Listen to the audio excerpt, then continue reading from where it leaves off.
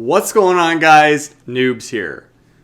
So I had a bit of an idea. We're going to try something a bit new today, and this might end up being even a new video series. I have obviously pretty big game collection, but not everything makes the shelf. Not everything is shelf worthy. I end up with some oddball stuff that comes packaged with other games, things out of the bargain bin, secondhand stores, just stuff that I don't immediately know what it is.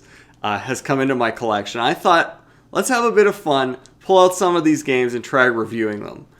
Now the rule is I can't have any experience with the game going into it. So I'll just go into it totally blind, play some of the game, do a little review.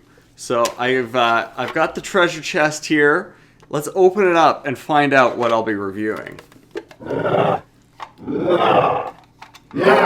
Okay, it's a Game Boy game. TMNT Fall of the Foot Clan. Now, I have not played this particular game, obviously. I played quite a bit of Turtles in Time in my day, so I'm hoping it's something along those lines, but we'll find out. This is from Ultra Games, a developer I've never heard of, so I guess good luck to me, and I'll see you guys after I've played it. Alright guys, I've returned with my adventure with TMNT Fall of the Foot Clan. It took me a minute. I had to do a little hydrogen peroxide cleaning of the pins to get this guy to work, but I have played it now.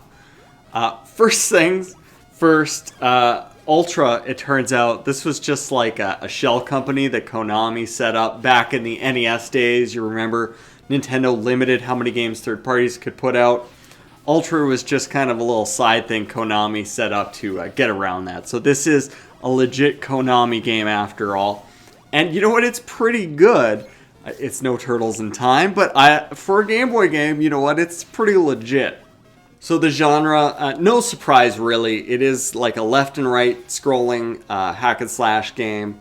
Less so of a beat 'em up compared to Turtles in Time. But, the enemies, they're all just one hit other than the bosses. So it's very kind of quick action that way. You got just a few basic moves. You can jump. You can kind of swing your weapon. If you're in the air, you can do a kick rather than use your weapon. Or if you're crouching, you can throw like a throwing star. This game has a really interesting structure to it. There are 5 stages in the game, and you can actually select which one you want to play. Now, Wikipedia tells me that you gotta play them in order to get the proper ending, but I think that's really cool. For a Game Boy game where you can't save your progress, this lets you, maybe you're just having troubles with one level, you don't have time to do a full playthrough, you can just like practice that level or whatever, right? As well, obviously no surprise you can pick which of the 4 turtles you want to play as, but when you die as one turtle, you don't die, you get captured by the Foot Clan. And then you can select one of the other turtles to play as, and you roughly pick up where you left off. I mean, there's like checkpoints in the levels, right? So, in that sense, the 4 turtles are kind of like 4 lives. You get 4 lives, basically, to work through the game. So, one thing that I appreciate about this game is it goes with the big, detailed sprites.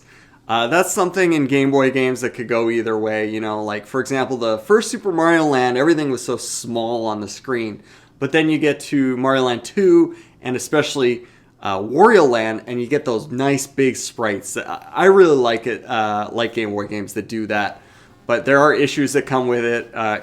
In this game, it feels like things are just jumping out at you and you hardly have time to see them coming before you have time to react. It's not so bad with the enemies, but there are other hazards.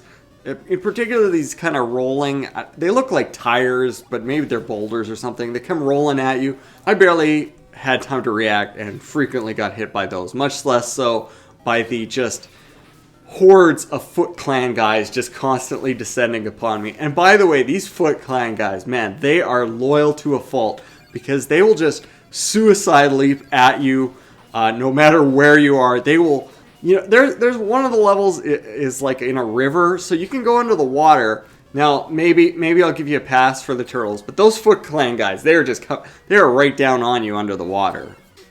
So I actually had kind of two goes at this game. The first, I did not do any Wikipedia research beforehand. I just went in and played it. And I think like I would have done as a kid, I immediately just, every time I died, I reset my game so I could try a different turtle and a different stage.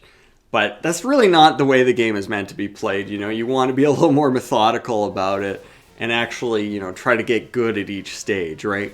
And also use up your 4 lives as they are. But having said that, you know what? I think it's a very fun, approachable game, and for its time, I think it's very smartly structured. It's very portable friendly. So I really appreciate that. It's probably pretty hard to go back to these days, but you know what? It's also not as hard as a lot of NES and Game Boy games are to go back to either. So if you're into just kind of a basic hack and slash type of game on your Game Boy, maybe you want to check this out. If you're looking for something to play on your GBA SP, which is how I recommend playing Game Boy games these days. You know what? This is actually a pretty legit game. I would say check it out. So in conclusion, I guess pleasantly surprised by a not terrible game to start off this theoretical new series. Speaking of which, let me know, guys, did you enjoy this video? Do you want to see more videos like this? Please let me know in the comments. And I guess let me know, did you ever play this game? What's your favorite Turtles game? Let me know in the comments, and thanks for watching.